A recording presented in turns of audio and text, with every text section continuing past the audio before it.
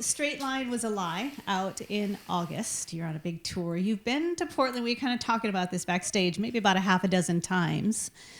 And we were talking about places that you've been to a few times while you visited Portland. Your favorite being?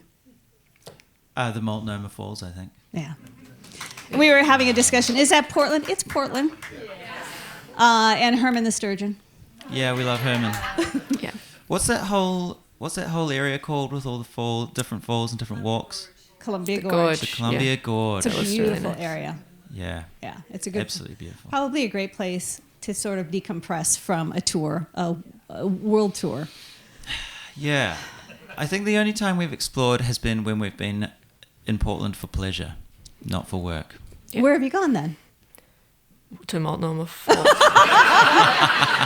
right. And to see Herman the Sturgeon. I was paying attention. I was, honestly.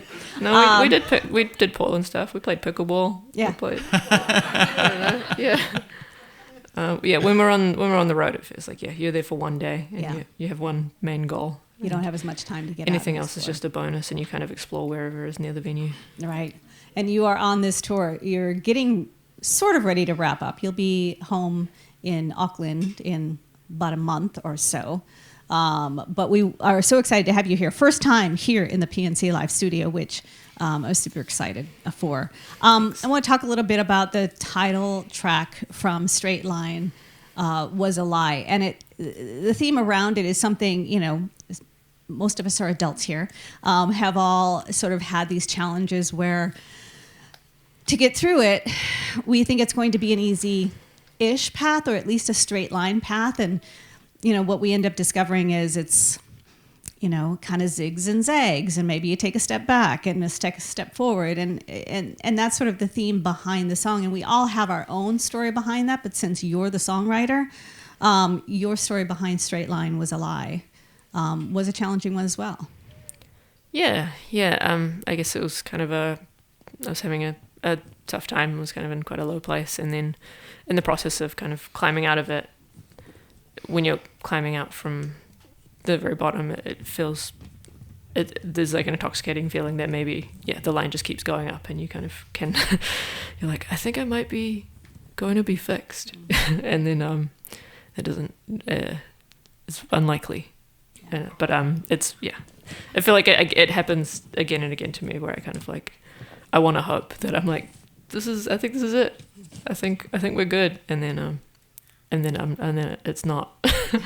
And the reality steps in. Yeah.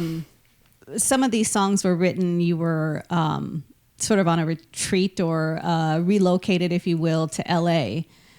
Is this something that you've done before, where you've gone someplace else to write songs? Or is this sort of the first time you've done that sort of thing? No, normally I've put aside like a period of time to write music, but it's normally been at home, and it's been, I find it very easy to put things that I need to do, like write songs. Writing songs feels like a silly thing when I'm home. I'm like, I guess if I have time, I'll write some songs.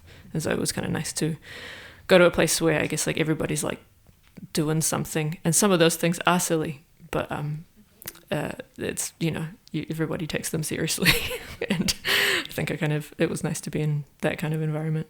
Kind of changed your whole routine then. Yeah, just like wake up in the morning and try and write songs, and then every night we could go and do something, like go and absorb, like watch a movie or like watch some comedy or go see a show, and there's just something happening every night in a way that, as much as I love the great powerful city of Auckland, it's there's not necessarily something on every night in the same way.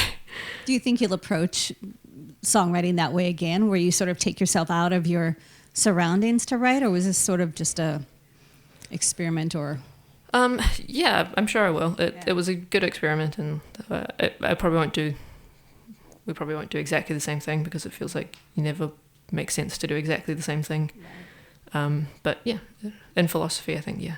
Do you think that changed the songs? Like, do you think the sound is different, or the end result was different because of that? Can you hear, or could we hear the difference between those songs, do you think? Or do they sort of, because they came from you, they kind of all feel the same? These songs versus previous songs? Yeah. Yeah, they felt different, but I guess it's that I'm a different person now than I was and I wish I was writing constantly, and like every time I finish a period of writing, I'm like, I really enjoyed that, I'm going to keep writing, and then I never do, because and so I tend to, I guess, like do the bulk of my writing in these kind of like periods of time of like a few months every 2 or 3 years or something, and so they're very kind of like linked to those time periods. Well, I think it's fascinating because we get a chance to talk to a lot of musicians, obviously, who come through, and everyone has their own way of doing it. Some will write on the road, and some will, like you do, just find a time when they are sitting down and writing songs. So it's always fascinating to know everybody's process in that. Yeah, I mean, I feel like, I don't know, I hope I'm not the only one just like deeply envious of people who can kind of write while doing other things. I don't know. It seems like a lot to me. I agree. I mean, you've got so much going on when you're on the road. Speaking of which, you're at the Crystal Ballroom tonight. Straight Line Was a Lie is your new album, out in August. I'm going to step out of the way. I'm going to let you play. And there, by the way, will be a meet and greet afterwards. So thank you for that. Cool. The Beths, everybody. Thank you.